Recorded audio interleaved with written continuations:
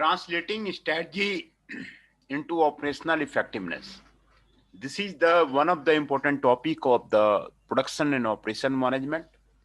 Professor Dr. Manoj Kumar will talk on this issue of the translating strategy into operational effectiveness. From this, the firm will get effective, the efficiency will be get increased, productivity will be get increased. The Professor Dr. Manoj Kumar will talk on this issue. Operation management is likely linked directly and many initiatives that firms use to sustain and revitalize competition.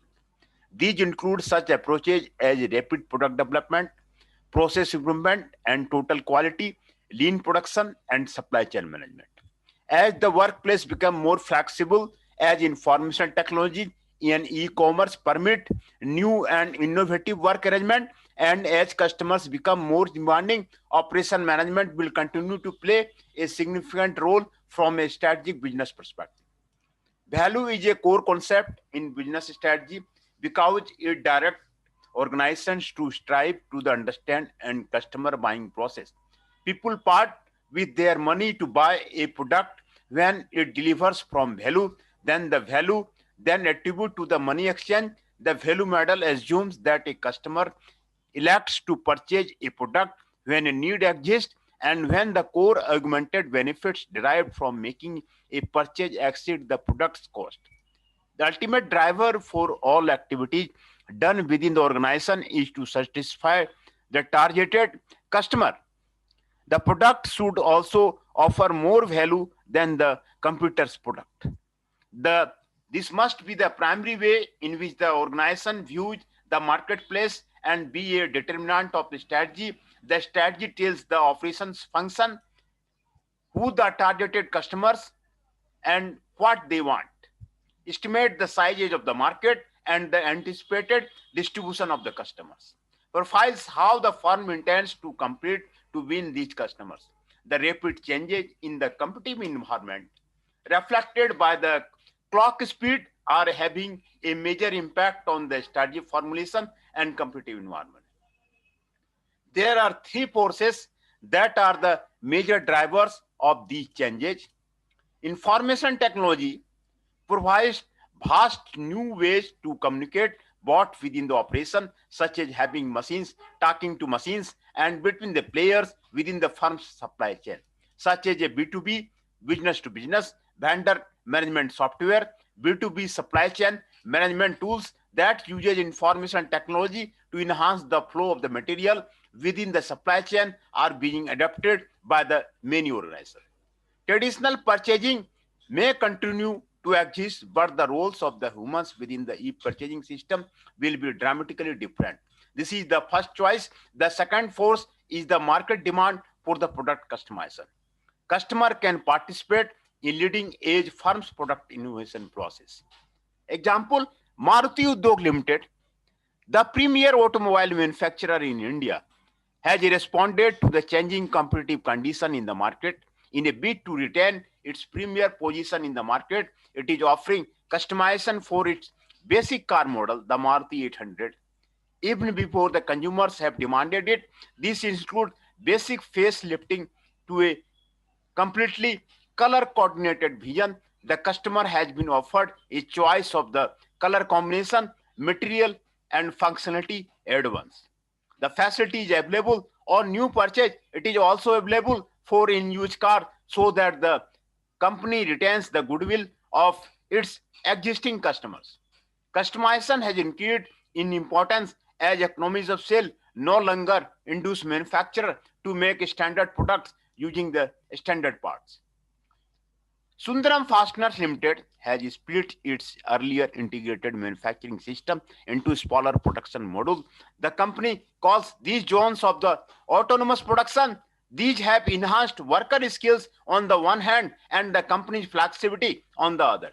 The third major phase impacting operations manager is increased globalism, especially within the firm supply chain. This has been instrumental in creating a new production system of the worldwide sourcing, which is now a foundation of the new world economy. Instead of simply operating plants abroad. Multinationals integrate those plants that manufacture their components as subdivision of a globally organized production process.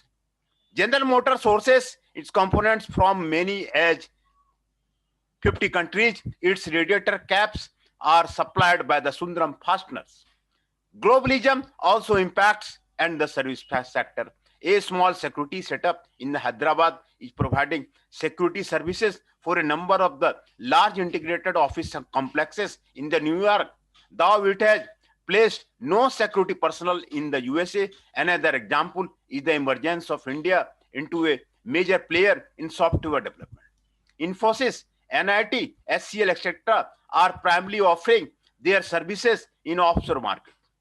They service clients such as Ford, General Motors, GE, and Unilever, etc. Implementing the operation strategy involves the organizing, directing, implementing, and controlling the different facets of the management effectively. This process is difficult since it requires top management to secure and manage the resources needed to actually achieve the business strategic objective. Managers who can faithfully translate the thoughts of the top management and job workers who have the skill and motivation to deliver the results. At slow clock speed, the means used to deploy and implement a corporate strategy throughout a firm can be policy driven. As one moves down through an organization, each level down can define what its function need to support the firm's effort to achieve its strategic goal. First, you define the sub-goal, then install the business processes capable of achieving these goals. And lastly, you measure how well each business process contribute to achieving the business unit's objective. But at the high clock speeds, a top-down approach to the strategy implementation often fails because it cannot respond quickly to unforeseen opportunity and threats. In such cases, the organization's design must provide the firm's units broad strategy guidelines and then empower the units do that which is necessary to contribute to achieving its goal. In the faster lane, people become more important than policy. The reality is true for each of the firm's functional area, but it is especially true for its operation management functions. Once the strategy is finalized, it has to be implemented through the functional area. The operation manager must translate the strategy by working out the details of how it can or should be executed. Implementing business strategy is often problematic. The firm's expectation provide the basis for evaluating the effectiveness of the management. Implementing strategy is normally considered through a system perspective that views management as a three-stage process. In business environment, where the change of the pace is not very fast, this approach of the strategy implementation work well. The three stages are described below: the organizational level, the process level, and the third is the job performer level. This reflects the competitive strategy of the organization. It uses the corporate strategy as an input, then converts it into the broad description of how senior management want the firm and its units to be done. Outputs of this level include organizational objective. The objectives define how the firm intends to achieve and maintain its desired competitive advantage, as well as how the firm intends to benefit from said advantage. How much sales, market share, and earnings are expected. Organizational goals also include qualitative objectives involving things such as repeat sales, service levels, awards, prestige, etc. Organizational design, this defines the arrangement of the units to implement the strategy. It involves both physical entity such as plant and equipment, the organizational structure, and how it expects to treat the reward its people for performance. Organizational management, the specific objectives for each group are translated into measures to evaluate their performance. Formulate a resource management plan and develop an understanding of how the groups will interact with each other. The process level, this is the level at which the units actually do work. From the organizational level, the strategy has to translate it for each individual process. Process include such activity as order entry, product innovation, and the actual making of the product. The process level can again be broken down to the specific job systems. Process objective. These are measurable objectives for each of the processes. Example, manufacturing might be expected to translate customer orders into the products within 6 working days of being communicated to them. Process objective can be multidimensional.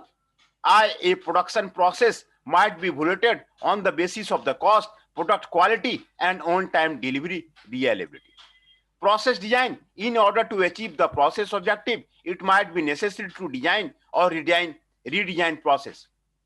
The objective is to provide each person with a work situation that can be done effectively when given proper guidance and adequate resources. Process management. This involves translating process objective into the specific subjective for its subgroup and matrices to evaluate their performance. The idea is to make sure that the way in which the process is managed is able to achieve the process objective. The job performer level, each process is a collection of the jobs. The jobs that have been identified need to be performed effectively. In order to do so effectively, jobs are broken down into the activity. These are the basic units of the implementation. These need to be organized and directed so as to provide the control to the management process. The activity of the job broken down to include the following tasks. Job objectives. Here we establish objective for the people staffing the process. Example, in a restaurant, a waiter might be expected to serve 5 tables in an hour during the peak shift with the minimum customer complaints. Job design. Manufacturer's task is to figure out what way is then to train employees to do each task in the right manner. However, employees need to feel responsible for the appropriateness of their jobs. Job design is successful if it is planned within the context of the organization culture. Job management. The manager must manage each employee in a way that enhances the likelihood of the task being performed effectively. Fast-paced businesses are not fast-paced in all areas. The trick is to identify those areas that are not fast and use the same system to implement a strategy. In faster-paced activity, it pays to do so much of the work using the best practices approach. Best practices work well on the repetitive problem. This allows the organization to focus its care and talent on the future opportunity and the non-securing problems. Self-assessment. Implementing a strategy is normally considered through a system perspective that views management as a process. The level is the level at which the units actually do the work. The firms provide the basis for evaluating the effectiveness of the management. Implementing the operation strategy involves the organizing, directing, implementing, and the different facets of the management effectively. The bicycle ride. TI cycles are promoted by the family of the Murugappa Chatters in September 1949. The company was a collaboration formed with Hercules Cycles and Motor Co of UK to indigenously produce complete bicycles and bicycle parts and the substitute. Substitute import. The bikes and the TI cycle manufactured were elegant, well built, and based on the British design. They had included reputation or quality and durability. For almost 40 years, the name BSA and the Hercules were synonymous with value. The future looked bright. Generations of the kids learned how to ride on elegant BSA or Hercules bicycles. A good bike enters the life of a childlike good friend, and many of these kids grew up to be the parents who wanted their kids to ride these bikes. However, over the 1970s and 1980s, the market for bicycle was changing, but the TI cycle seemingly did not quite understand what was happening. In Ludhiana, Hero Cycles grew from its origin as a small producer of bicycle to the largest manufacturer of the bicycle. Right under the nose of the TI cycle, at the heart of the Hero Cycles' success lay a different value creating logic. Hero Cycles developed their cycles to meet a specific Indian needs. They designed a cycle that could carry 2 people plus a heavy load at the cheapest price.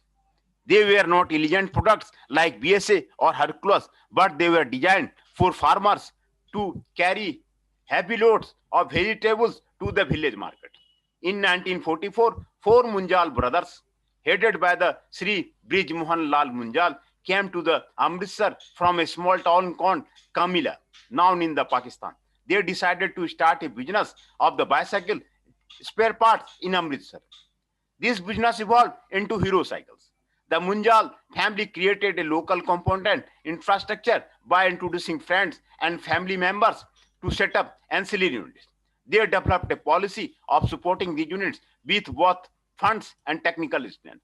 Much before just in time production became popular, they adopted the system, leading to extremely low cost that allowed them to cut TI cycles price by the 15 to 20% even on the cheapest model. Over the years, it became achieved in both standards, especially bike segment. In 1989, a launched Hero Ranger to the satisfy the need that TI had overlooked cycles for the paddling on the rugged terrain. It created a new category of the mountain terrain bikes. Hero had further built as a market position by introducing fitness bikes under brand name Hero L0. Our executive at the TI Cycles remarked, since our company had started the industry in India, the general psychology inside TI was that leadership position would continue owing to the technical sophistication of the product. Hero Cycle inevitably learned to make the cycles on its own and offered value for the money. It competed on price and tapped the price conscious segment. TI Cycles had failed. Its failure illustrates two facets of the business environment. The first is the phenomena called customer disconnect. This company had fallen to the display in love with that it no longer invested to what its customer and the bicycle market wanted. TI Cycle greatest failure was that it no longer understood its customers' value. Secondly, TI Cycle failed to see the disruptive forces that were changing its industry. The value of its customer were changing. TI Cycle could not fathom the changing value. New bicycle firms were assembling a wide range of the product, often using highly engineered components made by the others. TI Cycles took pride that it made all of its components. It could not see the merits of the buying components from outside supplier, but the new breed of the cyclists started to buy lower cost bikes through the same marketing channel that heretofore have sold the TI Cycle. In 94-95, the family-dominated board of the directors had to wake up to the problem. The total loss from the operation of the TI Cycle was the 290 crores on a sale of the 208.28 crores. It had slipped to the number of 3 position in the industry. Its sales in the domestic market and the flattened out. The management had to admit that they need to be totally rethink their concept of the market, customers, competitors. They had to change their supply chain philosophy and follow a different path. This led to the initiation of a series of measures at TI Cycles in the product development and manufacturing. In early 1995, TI Cycle introduced the first bike with front shock observers. And in 95, Rock Shock FST with the front rear shock observers. In 1998, it created a category of the geared bikes under the Hercules Top Gear brand. In the area of the manufacturing, the company took a step at the shop floor manufacturing and sourcing. As a part of the initiative, TQM was introduced in TI Cycles in January 1998. A series of the small group of the activity and cross-functional teams were introduced within the company. The company obtained the ISO 9000 certificate in March 2000. It responds to these measures. Productivity per man per day increased from 2.5 cycles in 1994 to the 5.78 in 1999-2000. In 1998, TI Cycle proposed to the Avon Cycles, one of the smaller players in the Ludhiana, that they would provide help in assembling the bike and ensuring quality and the market it under the TI Cycle brand. This proposal enabled Avon to utilize its capacity and the TI Cycle to obtain a standard cycle at a lower cost, with a view to further improve its cost, competitiveness, and delivery. TI Cycles started a unit in Nasik, Maharashtra in 2000 to paint the assembly bicycle and cater to the needs of the western and northern market. Thus has begun an attempt by one of the great company to make a comeback. Especially an organization must address two questions: who are we and what do we want to be? This is the mission of the organization and it defines its reason for existence. It might include a definition of the product and services it provides, technology used to provide these products and services, type of the market, important customer needs, and distinctive competence, the expertise that sets the firm apart from the others. The mission guides the development of a strategy by different groups within the firm. It determines the value creation logic of the organization. Set limits on the available strategic option. It governs the trade-off among the various performance measures and between the short and long-term goal. It establishes the context within which daily operating decisions are made. It inspires employees to focus their efforts toward the overall purpose of the organization. TI Cycles provided value to its customers by producing elegant, huge quality cycles. To implement this strategy of producing high quality, beautifully designed cycles, TI Cycles adopted a policy of the vertical integration. It produced most of the components in-house, all the way down to the steel tubes required for the bicycle frame. It created organizational value and people process that supported the vision of the organization. Hero Cycles, on the other hand, a fundamental different value creation logic. It manufactured heavy duty, low cost cycle. Hero Cycles outsourced most of the component. It focused on creating a high efficient assembly operation in-house. Both organizations were good at what they are trying to provide. Where the TI Cycles go wrong? On one executive at the TI Cycle analyzed the situation as follows: we have continued to maintain our position in our market segment. Hero Cycle tapped the price concession segment, which turned out to be the largest market segment in the industry and is the leader in that segment. We did not see that market segment becoming so big. Nor did we believe that we could compete on price with Hero Cycles. A clear understanding of the implication of the strategy choice on operational capability is vital to success. Without the capability to produce low cost products, no amount of dreaming would have made Hero Cycles capable to provide a product to replace the BSA and Hercules cycle. Their ability to design bicycles that meet India's specific needs at the low cost made it possible for them to provide the right product at the right time and make them market leaders. TI Cycles' operational strategy of the producing elegant, high-quality bicycles become the corporate strategy of the company. This resulted in its inability to compete with the Hero Cycles. It did not develop the capability to compete on price, and hence it could not provide value when there was a shift in the needs of the market. How did TI Cycle lose its way? Analyze the bicycle market in the India. The objective of the operation strategy should be to give the firm a competitive advantage. Performance depends on the functionality, quality, speed, timeliness, and flexibility of the product offering. The business strategy are basically competitive strategy whose objective are about how to compete successfully in the particular market. A firm purchasing a cost leadership strategy attempt to gain a competitive advantage primarily by reducing its economic cost below that of the competitors. In a differentiation strategy, a firm seeks to be unique in its industry along some dimensions that are widely valued by the buyers.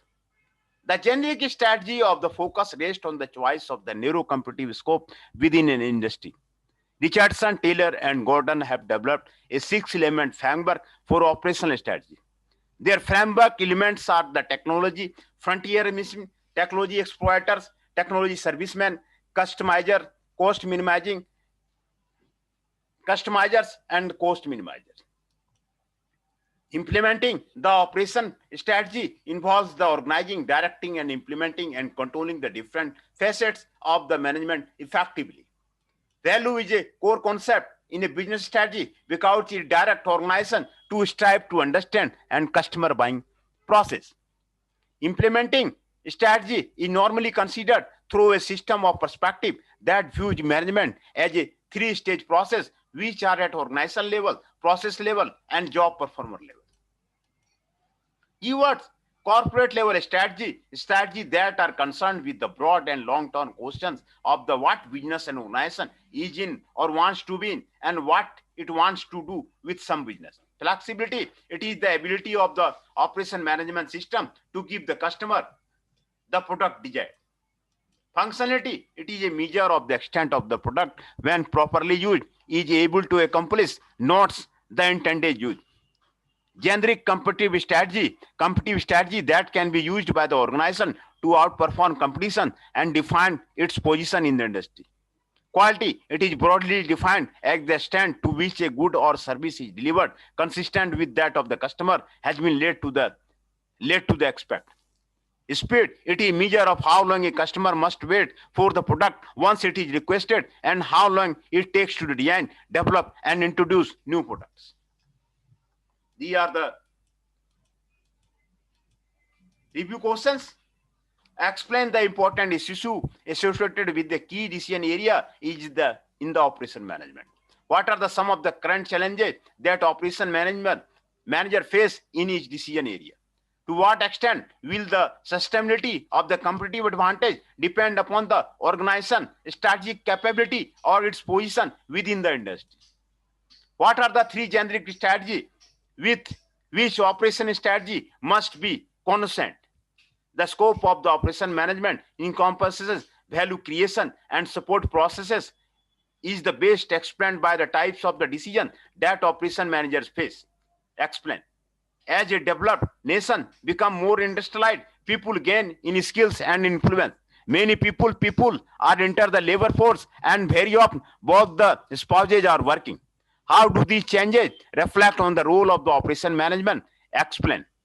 How do the three generic strategy differ and provide competitive advantage? Some way that Porter's generic strategy reflect the concerns of the operation management better than the framework of developed by the Richardson, Taylor, and Gordon. Do you agree? Give reasons for the position you take. From the point of the view of the operation manager, what would do in the changing market condition? What you adapt your operation capability or find new markets to fit your existing capability? Explain. It is important to understand the complex trade-offs involved in the operation decision as well as how the different decision area may be affected by such decisions. Give reasons to support your answers.